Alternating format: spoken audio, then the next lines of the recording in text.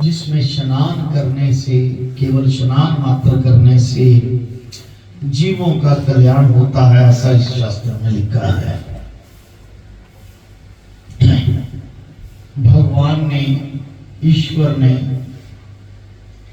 हमारे लिए अपना इतना, वो कहते हैं कि बहुत बड़ा एक ऐसा मैदान बना रखा है कि हम उनकी तरफ आकर्षित होकर उनके चरणों की धूल को प्राप्त करें, और जो जो शास्त्रों में लिखा है ऐसा हम लोगों के करने से निमित्त हम ईश्वर के प्रति अपने आप को समर्पित कर दें। बोल शंकर भगवान की जय। आइए 18वां अध्याय है। विशिष्ट कहने लगे कि हे राजन, मैंने दत्तात्रेय जी द्वारा कहा, माघ महात्म कहा। अब माघ मास के स्नान का फल सुनो। हे परंतप, माघ मास स्नान सब यज्ञों, व्रतों का और तपों का फल देने वाला है। जितने भी आपने यज्ञ किए, तप किए, व्रत किए, वो माघ स्नान करने से प्रफुल्लित होकर आपके सभी पापों का नाश करके ईश्वर के चरणों में रहने की शक्ति प्रदान करता है। माघ मास के स्नान का इतना महत्व है। माघ मास स्नान करने वाले स्वयं तो स्वर्ग में जाते हैं, किंतु उनके माता पिता और दोनों कुलों के को भी स्वर्ग प्राप्त होता है। माघ मास में स्नान करने वाले दुराचारी और कुकर्मी भी पापों से मुक्त हो जाते हैं, और इस मास में हरि का पूजन करने वाले पाप समुदाय से छूटकर भगवान के शरीर वाले हो जाते हैं। अब देखिए, जो आपके अंदर सूक्ष्म रूप में जो आत्मा है वो वही सब रूप है। केवल माया के अधीन रहकर हमें उसकी पहचान नहीं, उसी से अच्छे बुरे कर्म करते रहते हैं। स्वभाव हमको अच्छे बुरे कर्मों की तरफ प्रेरित करता रहता है। भगवान ने ही केवल हमारे लिए ऐसा मैदान बनाया है कि हम उस माया से परे होकर उसके क्षेत्र में आ जाएं, उसके दायरे में आ जाएं, स्वभाव से परे होकर उसके दायरे में आ जाएं, ताकि वो हम पर कृपा करे।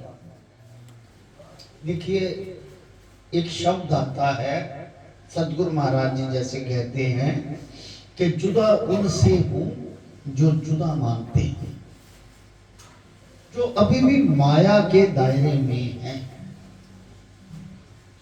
तो भगवान उनका चितवन नहीं करते, ये ध्यान रखना। सबसे पहले उसे अपना चितवन ईश्वर की तरफ लगाना पड़ेगा। उसी आत्मा को, जो उसकी ही आत्मा है, उससे जुदा हुई है, उसे भी अपना चितवन ईश्वर की तरफ पहले लगाना पड़ेगा। इसलिए वो कहते हैं कि तू चले एक पग, कहने का भाव कि उस माया से बाहर निकलकर एक कदम मेरी तरफ बढ़ा, फिर मैं 60 कदम तेरी तरफ बढ़ाऊंगा। क्योंकि मन भी उसका, आत्मा भी उसकी, आत्मा शरीर लेकर मन में जो फुरता है वो हमारा, लेकिन फुरने का कारण वही,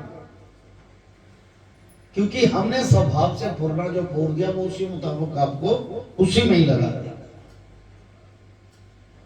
जो तो धर्म के काम करते हैं, जैसे कुआं खुदवा देना, सत्संग कीर्तन भजन करना, लंगर लगाना, परोपकार करना, ये सारे भगवान के निमित्त कार्य हैं।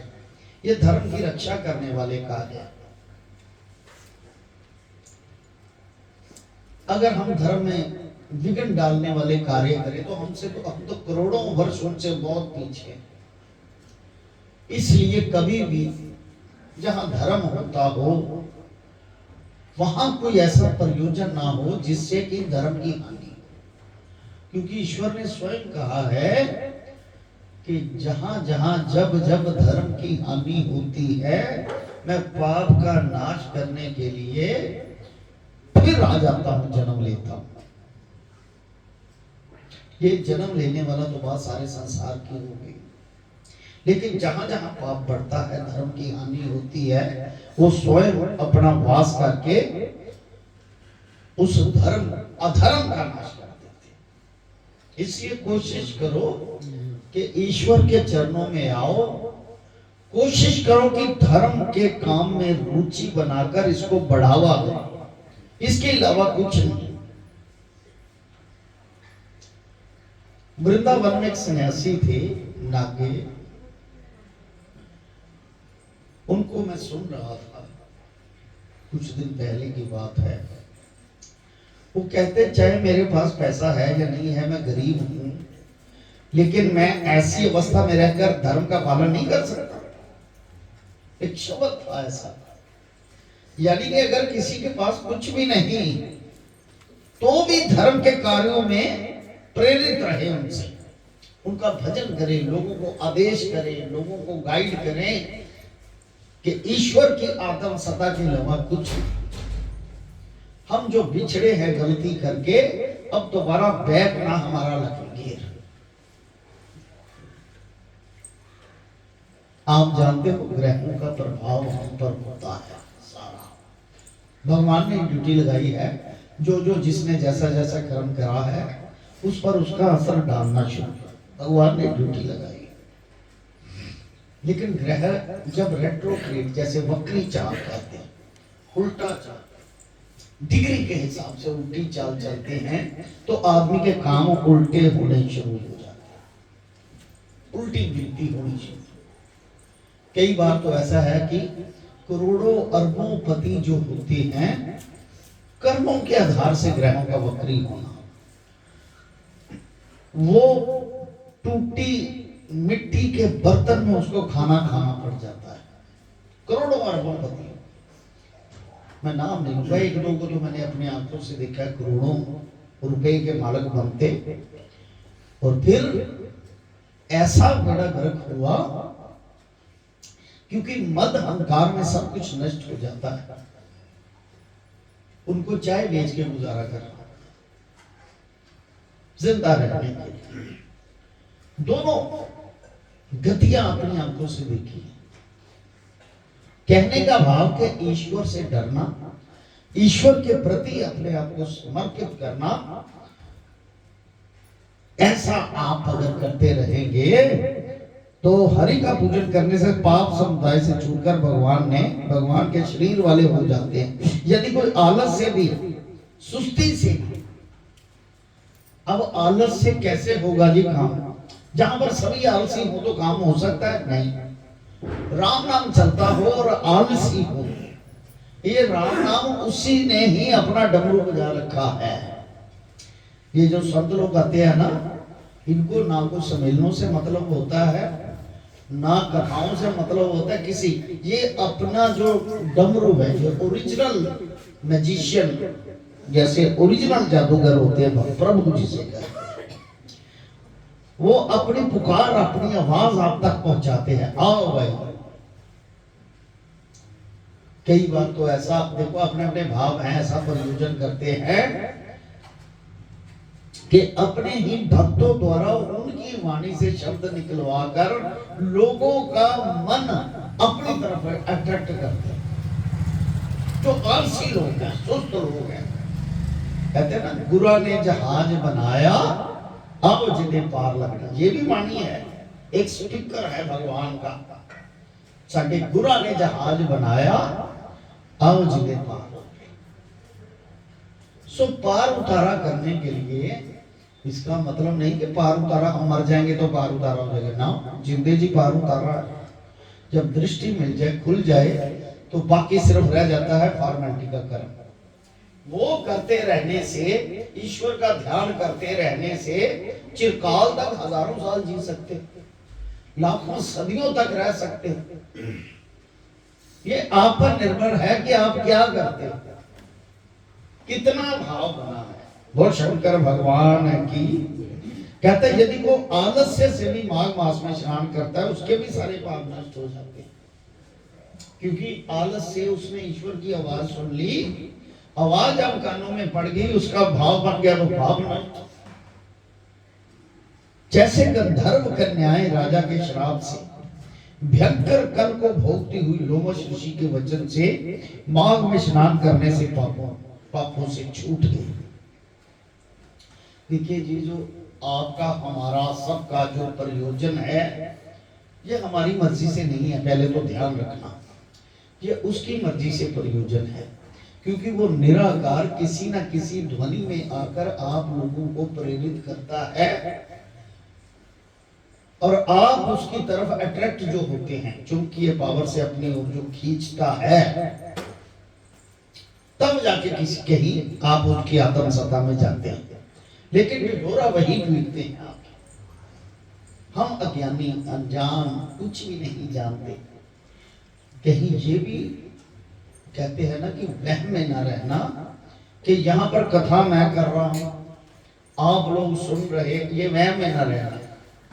ये सभी वही उन्हीं का ही प्रयोजन है, किसी और का नहीं। हमारा अगर भाव इसमें गलत बन जाए कि ये मैं कर रहा हूं, मैं अच्छे अच्छे शब्द बोल रहा हूं, तो 1 सेकंड लगेगा उसे परिवर्तन करने में, ताकि उस शख्स को वहां पर स्थापित करे जो निराकार निर्भाव में, जिसे कोई इच्छा ही ना हो, लालची आदमी को अपने पास में आने। इसलिए पहले वो भाव बनाते हैं। बनाने वाले भी वही, करने वाले भी वही, करवाने वाले भी वही। हमारी क्या औकात के हम उनके चरणों में बैठ के कुछ कर सके, जब तक उसकी इच्छा ना हो। उसकी इच्छा के बिना कुछ भी नहीं होता। बोल शंकर भगवान की। सियावर राम जय जय राम, सियावर राम जय जय राम। प्रभु राम जय जय राम, मेरे प्रभु राम जय जय राम, करो कल्याण सीताराम, करो कल्याण सीताराम। उसके भी सब पाप नष्ट हो जाते हैं। जैसे गंधर्व कन्याएं राजा के श्राप से भयंकर कल को भोगती हुई लोमश ऋषि के वचन से माघ में स्नान करने से पापों से छूट गई। ये वार्ता सुनकर राजा दलीप विनय से पूछने लगा कि हे गुरुदेव, ये कन्याएं किसकी थी? जहां से कहानी शुरू हुई वही राजा दलीप अपने स्वामी, अपने गुरुदेव वशिष्ठ जी महाराज से कहने लगे उनको कब और कैसे श्राप मिला,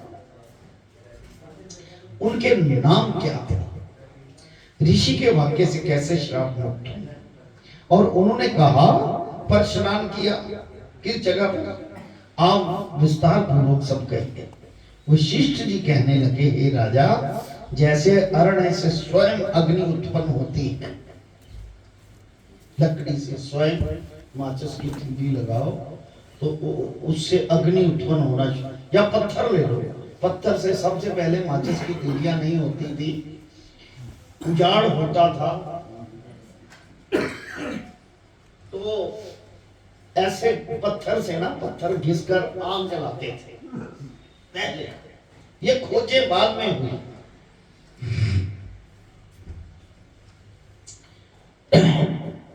वशिष्ठ जी कहने लगे हे राजन, जैसे अरण्य से स्वयं अग्नि उत्पन्न होती वैसे ही ये कथा धर्म और संतान उत्पन्न करती है। हे राजन, सुख संगीत नामक गंधर्व की कन्या का नाम भी मोहिनी था।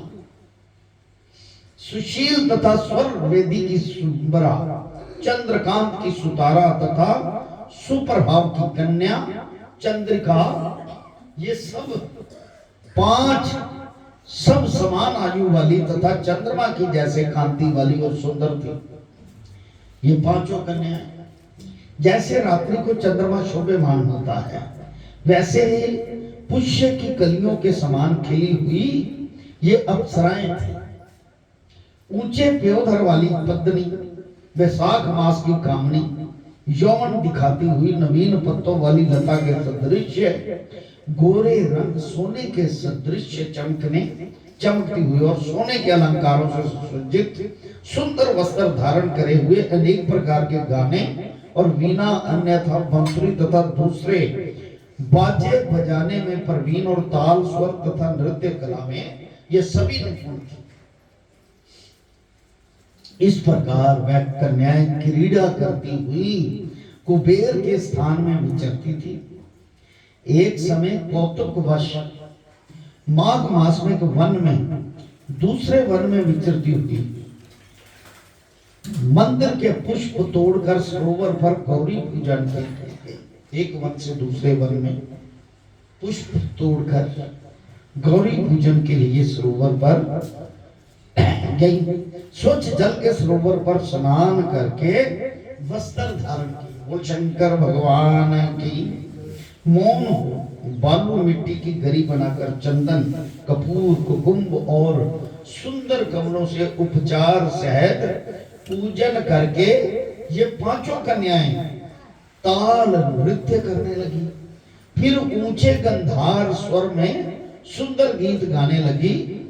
जब ये कन्याएं गाने और नाचने में लीन थी तो उस अछोद नामक उत्तम तीर्थों में वेद निधि नाम के मुनि के पुत्र अग्निपुत्र ऋषि को, और वह युवा सुंदर स्त्री सुंदर मुख, कमल सदृश नायन, विशाल छाती, सुंदर भुजाओं वाला दूसरे कामदेव के समान था। वो पुरुष शिखा सह दंड लिए, मृग चरम ओढ़े, यज्ञोपवीत धारण किए हुए था। उसको देखकर पांचों कन्या मुग्ध हो गई और उसका रूप एवं यौवन देखकर कामदेव से पीड़ित हो देखो ऐसा कहती हुई उस ब्राह्मण के चित्त में कामदेव का ध्यान उत्पन्न करने लगी। यानी कि उससे एंटरटेनमेंट, मनोरंजन करने लगी वो पांचों कन्या उस ब्राह्मण को। और आपस में विचरने लगी, विचार करने लगी कि ये लोग कौन हो। रति रहत होने से कामदेव नहीं, एक होने से अश्विनी कुमार नहीं, ये कोई गंधर्व या किन्नर या कामरूप धारण कर कोई सिद्ध या किसी ऋषि का श्रेष्ठ पुत्र या मनुष्य है। यानी कि उसका भी चेहरा चंद्रायण चंद्र की तरह चमक रहा था। कोई भी हो, ब्रह्मा जी ने इसको हमारे लिए बनाया। उनके मन में काम उत्पत्ति हुई, वो कहते ये हमारे लिए ही है। वैसे गौरी जी ने हम कुमारियों के लिए श्रेष्ठ वर दिया है और आपस में ये तुम्हारा वर है या मेरा अथवा सबका, ऐसे कहने लगे। जिस समय उस ऋषि पुत्र ने अपना मध्याग्रह की क्रिया करके ऐसे वचन सुने तो वह सोचने लगा कि ये तो बड़ी समस्या उत्पन्न होगी। ब्रह्मा विष्णु महेश आदि देवता तथा बड़े योगीश्वर भी स्त्रियों के भरम जाल में मोहित हो गए हैं। इनके तीक्ष्ण बाणों से किसका मन रूपी हिरण घायल नहीं हो सकता। जब तक नीति और बुद्धि रहती है तब तक पाप से डर लगा रहता है। ये श्लोक बड़ा जबरदस्त है। जब तक नियति यानी कि अपनी नीति में वो पारदर्शिता और बुद्धि कायम रहती है, तो जब कोई पाप करने लगता है तो उसी से हाँ ये बुरी चीज है, ये नहीं करनी चाहिए, ये नहीं करनी चाहिए, वो द्वंद्व युद्ध में फंसा रहता है। उधर माया का ज्यादा प्रभाव, उधर नीति और बुद्धि आपके पास, तो ये आपको प्रेरित करती है अच्छा और बुरा क्या है। पाप से डर लगा रहता है तब तक। एक और बात बताएं, जब तक आप ईश्वर के चरणों में भजन सत्संग कीर्तन कर रहे हैं तो आप कभी सोचोगे नहीं कि ये मैं काम करना है, वो मैं काम करना है। पाप से डर लगता है और पता चलता है इससे मुझे नुकसान होगा, इससे मुझे फायदा होगा। हाँ वो बात अलग है कि माया का जाल इतना बड़ा है। जब तक तप की गंभीरता रहती है, यम विधि का पालन करता है, तब तक मनुष्य स्त्रियों के काम रूपी बाणा से विदा ही नहीं जाता। ये मुझे उन्मत्त और मुग्ध कर रही हैं, किन गुणों से धर्म की रक्षा हो सकती है। यानी कि यहां पर धर्म अधर्म का फैसला होता है कि आप अपनी बुद्धि द्वारा क्या फैसला लेते हैं। जो आपका फैसला है भगवान उसी के, जो कॉन्स्टिट्यूशन है भगवान का संविधान है, उसी के अनुसार आपको फल दे देता है। ये ध्यान रखना है आपको। कहते ये मुझे उन्मत्त और मुग्ध कर रही हैं, किन गुणों से धर्म की रक्षा हो सकती है। स्त्रियों के मांस रक्त मल मूत्र से बने घृणित और अशुद्ध शरीर में कामी लोग ही सुंदर की कल्पना करके रमण करते हैं। शुद्ध बुद्धि वाले महात्माओं ने स्त्रियों के पास रहना कष्टकारक है। जिनका चित्त शुद्ध हो गया है, ईश्वर की तरफ लग गया है, उनको कभी ये महसूस ही नहीं होता कि मैं स्त्री के बीच में बैठा हूं या पुरुष के बीच में, एहसास ही नहीं होता। सो जब तक ये पास हमें घर चले चलना चाहिए, वो कहता है अब मेरा समय बुरा आने वाला, मैं घर चला, उससे बचना चाहिए। अतः जब तक उसके पास आई वे योग बल से अंतर ध्यान हो गया। योग बल से अंतर ध्यान, पता ही नहीं चलने देना ना हो जाना। ऋषि पुत्र के ऐसे अद्भुत कर्म देखकर वह चकित होकर डरी हुई चारों तरफ देखने लगी और आपस में कहने लगी ये क्या इंद्रजाल था जो देखते देखते विलीन हो गया। ऐसा इंद्रजाल पता ही नहीं चला यहां है कि नहीं है। बोल शंकर भगवान की जय। वह विरह के अग्नि में जलने लगी और कहने लगी कि हे कांत, तुम हमको छोड़कर कहां चले गए? क्या तुमको ब्रह्मा ने हमको विरह रूपी अग्नि में जलाने के लिए ही बनाया था? क्या तुम्हारा चित्त दया रहित है जो हमारा चित्त दुखाकर चले गए? क्या तुमको हमारा विश्वास नहीं? क्या तुम कोई माया में हो? बिना किसी अपराध के हम लोगों पर क्रोध क्यों करते हो?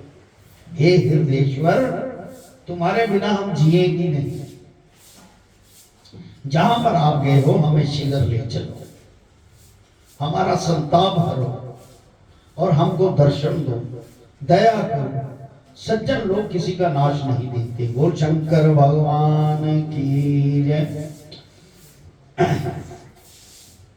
सियावर राम जय जय राम, सियावर राम जय जय राम, मेरे प्रभु राम जय जय राम, मेरे प्रभु राम जय जय राम, मेरे श्री राम जय जय राम, मेरे श्री राम जय जय राम। शंकर भगवान की जय। यहाँ तो कन्याओं की इच्छा की बात है ना, जो कहती कि सज्जन लोग किसी का नाश नहीं देखते। कहने का भाव है ये जो लाइन है, ये जो शब्द है कि जो धर्म के कार्य करते हैं वो सज्जन लोग, वो नहीं चाहते कि किसी का नाश हो जाए। और शंकर भगवान की, वो चाहते ही नहीं कि किसी का नाश हो। वो प्रेरित करते हैं, समझाते हैं कि ऐसे कर्म ना करो जिससे तुम्हारा कल्याण ना हो। फिर भटक जाता, धर्म की ओर प्रेरित करते रहते हैं वो सज्जन लोग। ये है ईश्वरीय बात। लेकिन वो जो लड़कियों की बात है, वो कहते कि हमारी इच्छा को पूर्ण करो। सज्जन लोग किसी का नुकसान नहीं देखते। अब इससे एक बात याद आई, जो भगवान श्री कृष्ण है वो सदैव ब्रह्मचारी है, लेकिन इतनी स्त्रियां उनकी औलादें भी हुई, एट ए टाइम पे एक एक जगह पे एक एक स्त्री, एक एक कृष्ण, सबके साथ एट ए टाइम पे। यानी कि वो उनकी इच्छा थी, आप स्वयं ब्रह्मचारी थे, उनकी इच्छा के कारण उनके साथ में रहना पड़ा, लेकिन थे ब्रह्मचारी। क्योंकि कामना पूरी होनी चाहिए किसी की, ऐसा उन्होंने भगवान श्री कृष्ण जी ने कहा कि उनके मन में कोई संदेह ना रहे। लेकिन वो तो स्वयं भगवान ईश्वर है ना, ब्रह्मचारी। हम अगर ऐसी व्यवस्था में आ जाएं तो हमारे मन में कई करोड़ों गलत भाव आ जाए उस वक्त, तो हमें तो उनसे बचना ही चाहिए। बोल शंकर भगवान की। श्री राम जय राम जय जय राम, श्री राम जय राम जय जय राम, श्री राम जय राम जय जय राम, श्री राम जय राम जय जय राम, श्री राम जय राम जय जय राम, श्री राम जय राम जय जय राम। आइए 19वां अध्याय करें। वे पांचों कन्याएं इस प्रकार विलाप करती हुई बहुत देर तक प्रतीक्षा करके अपने घर में लौटी। जब घर पर आई तो माताओं ने पूछा कि इतना विलंब क्यों, तुमने क्यों कर दिया? तब कन्याओं ने कहा कि हम किन्नरियों के साथ क्रीड़ा करती हुई सरोवर पर थी और कहने लगी कि आज हम थक गई हैं और जाकर लेट गई। वशिष्ठ जी कहते हैं कि इस प्रकार आश्चर्य को छुपाकर वह विरहा की मारी पड़ी। उन्होंने घर में जाकर किसी प्रकार की क्रीड़ा नहीं की। वह रात्रि एक युग के समान बीती। बोल शंकर भगवान की। सूर्य नारायण के उदय होते ही अपने आप को जीवित मानती हुई माताओं की आज्ञा लेकर गौरी पूजन के लिए वे कन्याएं वहां पर जाने लगी। उसी समय ब्राह्मण भी स्नान करने के लिए अचोत सरोवर पर आ रहा था। देखिए सतपुरुष भी कर्म नहीं अपना छोड़ते, पता होते भी उनको वहां आना है, लेकिन अपने अंदर हृदय में। एक बार सतगुरु महाराज जी ना ऊपर बैठे थे, तो उन्होंने एक बात कही थी, माला उनके हाथ में थी, मुझे वो शब्द याद है। कहता है अगर आप हट के पक्के किसी भी चीज के लिए, खास करके धर्म के काम के लिए हट के पक्के, तो भगवान आपका छिलकना भी नहीं बिगाड़ सकता। ऐसे उन्होंने कहा, भगवान नहीं आपका कुछ बिगाड़ सकता। आप एक बार हट तो करके देखो कि मैं तुम आप मैं किसी और का हूं, ऐसी बिरहा में जल जाओ तो फिर वो आपको प्रेरित करके ऐसा बना देगा, वो आपका कोई नुकसान नहीं होने देगा, कोई भी किसी प्रकार का नुकसान नहीं होने देंगे। वो सदगुरु महाराज, उनके आने पर कन्याओं ने वाह किया। कहने का भाव कि आप तब करके तो देखो, आपके इर्द गिर्द जितनी भी मायावी चीजें हैं उनको परे कर देगा, नुकसान नहीं आपको पहुंचने देगा। जैसे कमलनी प्रातःकाल सूर्य उदय को देखकर कहती है, उसको देखकर उनके नेत्र खुल गए और उस ब्रह्मचारी के पास गए। आपस में एक दूसरे का हाथ पकड़कर चारों तरफ से उसको घेर लिया और कहने लगी कि मूर्ख, उस दिन तुम भाग गया था, आज का हुआ है, आज नहीं भाग सकता, हम लोगों ने तुमको घेर लिया है। ऐसे वचन सुन बाहुपाश में बंधे हुए ब्राह्मण ने मुस्कुराकर कहा, तुमने जो कुछ कहा सो ठीक ही है, परंतु मैं तो अभी विद्याभ्यासी हूं, मैं तो अभी विद्या की सीख कर रहा हूं, प्रैक्टिस कर रहा हूं ईश्वर के नाम की, और ब्रह्मचारी हूं। गुरुकुल में मेरा विद्याभ्यास पूरा नहीं हुआ। पंडित को चाहिए कि जिस आश्रम में रहे उसके धर्म का पालन करे, जिस भी आश्रम में रहे, ब्रह्मचारी आश्रम, वानप्रस्थ आश्रम, जो धर्म जानता है उसको धर्म का पालन ही करना चाहिए। इस आश्रम में मैं विवाह करना अपना धर्म नहीं समझता, अपने व्रत का पालन करके और गुरु की आज्ञा पाकर ही मैं विवाह कर सकता हूं। जब तक मुझे गुरु आज्ञा नहीं देंगे मैं विवाह नहीं करूंगा, पहले नहीं कर सकता। ये बात सुनकर वह कन्याएं इस प्रकार बोली जैसे वैशाख मास में कोयल बोलती है। वह कहने लगी कि धर्म से अर्थ, अर्थ से काम, काम से धर्म के फल का प्रकाश होता है। हम काम सहित धर्म की अधिकता से आपके पास आए, सो आप पृथ्वी के सभी भोगों को भोगो। उस ब्राह्मण ने कहा कि तुम्हारा वचन सत्य है, किंतु मैं अपने व्रतों को समाप्त करके ही विवाह करूंगा। यानी कि जो काम के लिए मैंने हट कर लिया है उसको पूर्ण करके ही काम करूंगा। अगर इंद्र भी चाहे ना कि मैं इसका तप तोड़ दूं, जहां पर हट हो जाए वो भी नहीं तोड़ सकते। मैं अपने व्रत को समाप्त करके ही विवाह कर सकता हूं, पहले नहीं कर सकता। तब वह कन्याएं कहने लगी कि हे मूर्ख, आप मूर्ख, अनोखी औषधि, ब्रह्म बुद्धि, रसायन सिद्धि, अच्छे कुल की स्त्रियां, नारियां तथा मंत्र जिस समय भी प्राप्त हो तब भी ग्रहण कर लेना चाहिए। वो स्त्रियां भरमा रही थी, कहते बुद्धि जब अच्छी मिले, मंत्र अच्छा मिले और अच्छे कुल की स्त्रियां मिले तो उसी वक्त ग्रहण कर। इस कार्य को टालना अच्छा नहीं होता। केवल भाग्य वाले पुरुष ही प्रेम से पूर्ण, अच्छे कुल से उत्पन्न, स्वयं वर चाहने वाली कन्याओं को प्राप्त करते हैं।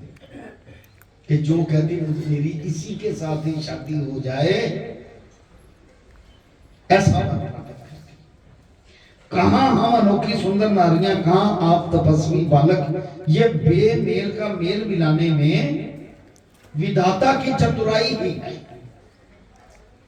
कि इनको मिला दे। पर वहां पर द्वंद्व युद्ध है, एक धर्म की रक्षा है, दूसरा काम की तरफ आकर्षित। दोनों चीजों में आप कौन सा चीज चुनते हैं देखना चाहिए।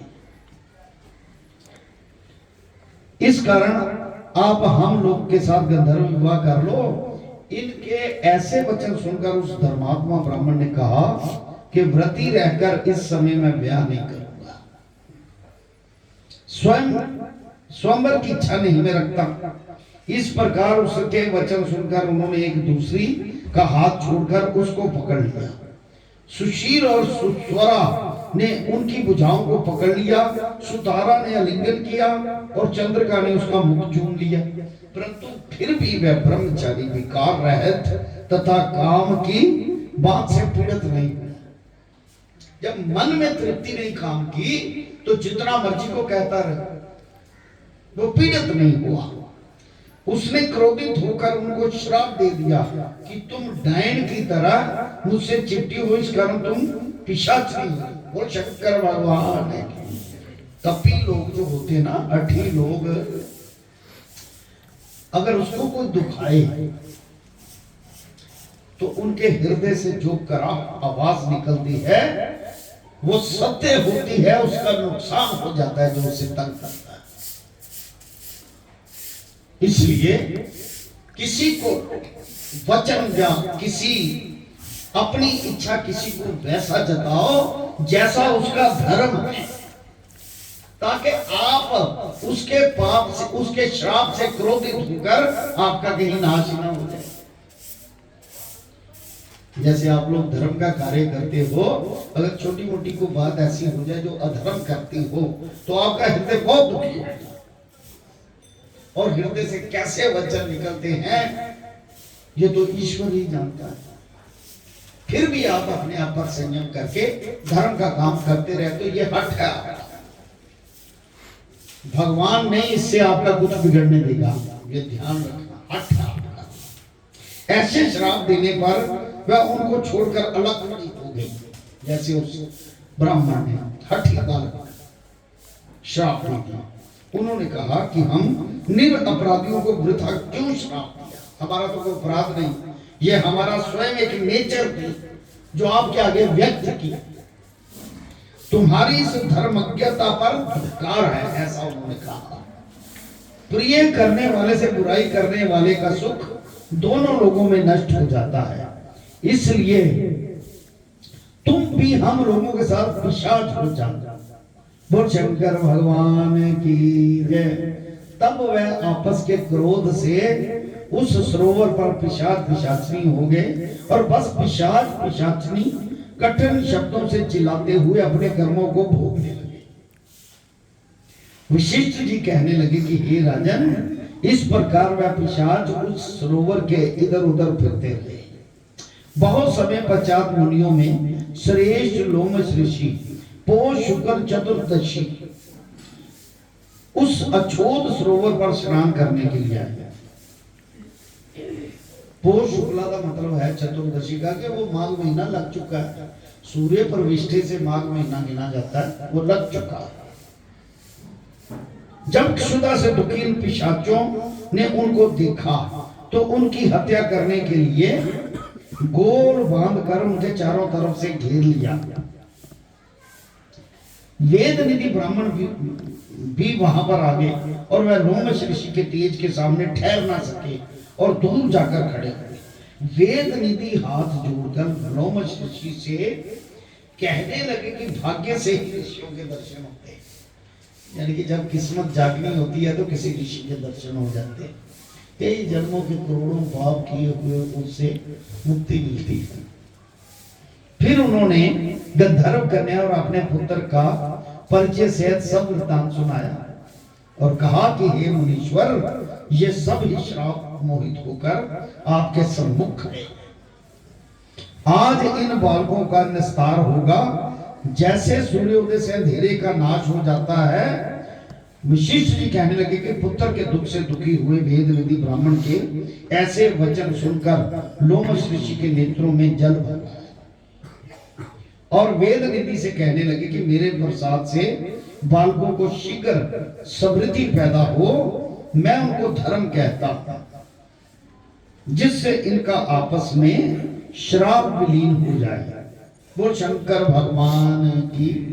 आपस में इनका श्राप जो इन्होंने दिया है वो विलीन हो जाए एक दूसरे में, और दोबारा उसी अवस्था में हो जाए।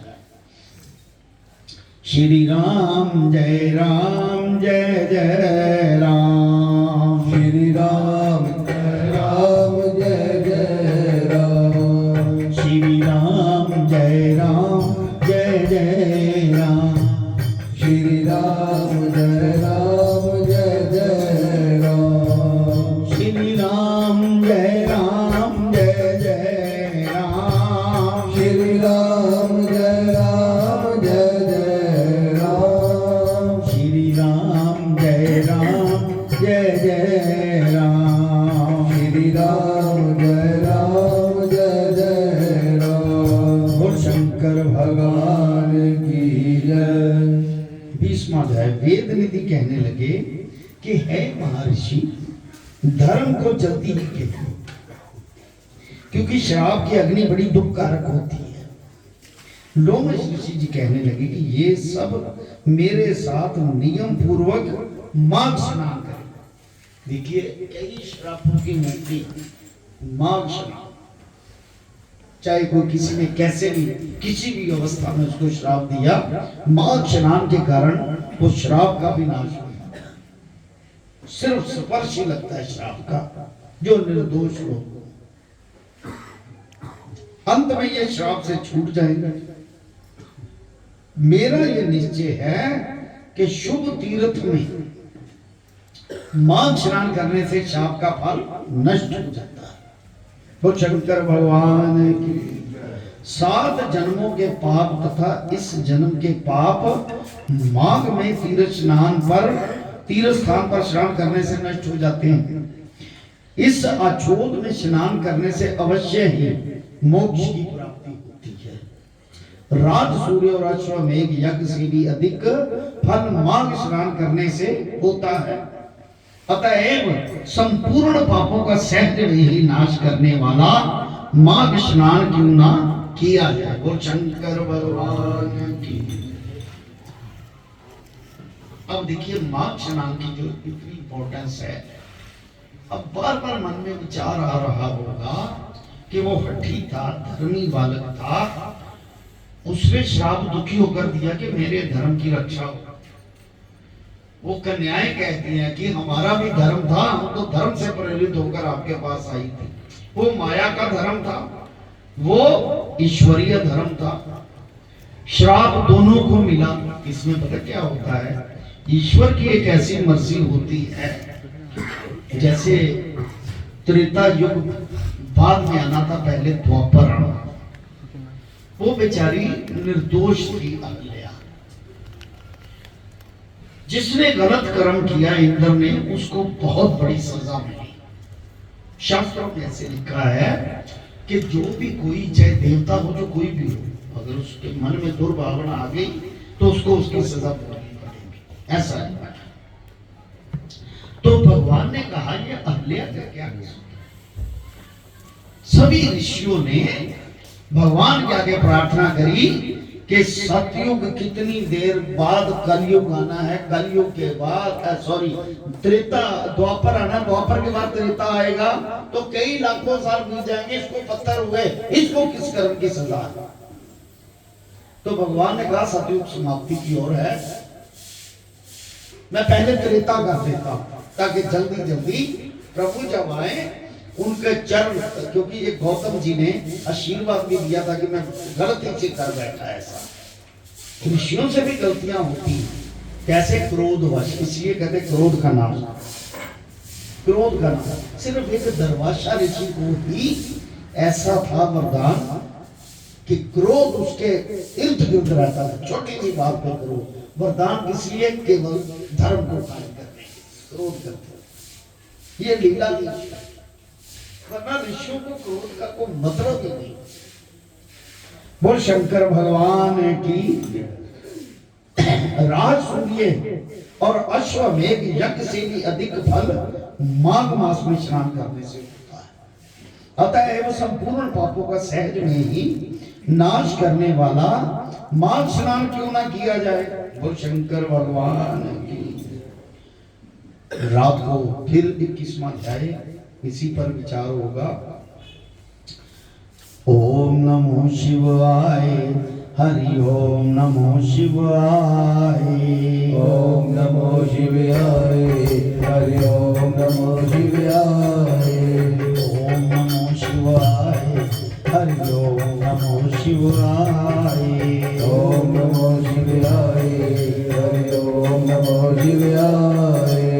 ओम नमो शिवाय, ओम ओम नमो शिवाय ओम नमो शिवाय ओम नमो शिवाय ओम नमो शिवाय ओम नमो शिवाय ओम नमो शिवाय ओम नमो शिवाय ओम नमो शिवाय ओम नमो शिवाय ओम कलिं कृष्णाय नमो ओम कली कृष्णाय नमो ओम कलिं कृष्णाय नमो ओम कली कृष्णाय नमो कलिं कृष्णाय नमो ओम कली कृष्णाय नमो ओम नमो भगवते वासुदेवाय ओम नमो भगवते वासुदेवाय ओम नमो भगवते वासुदेवाय ओम नमो भगवते वासुदेवाय ओम नमो भगवते वासुदेवाय ओम नमो भगवते वासुदेवाय ओम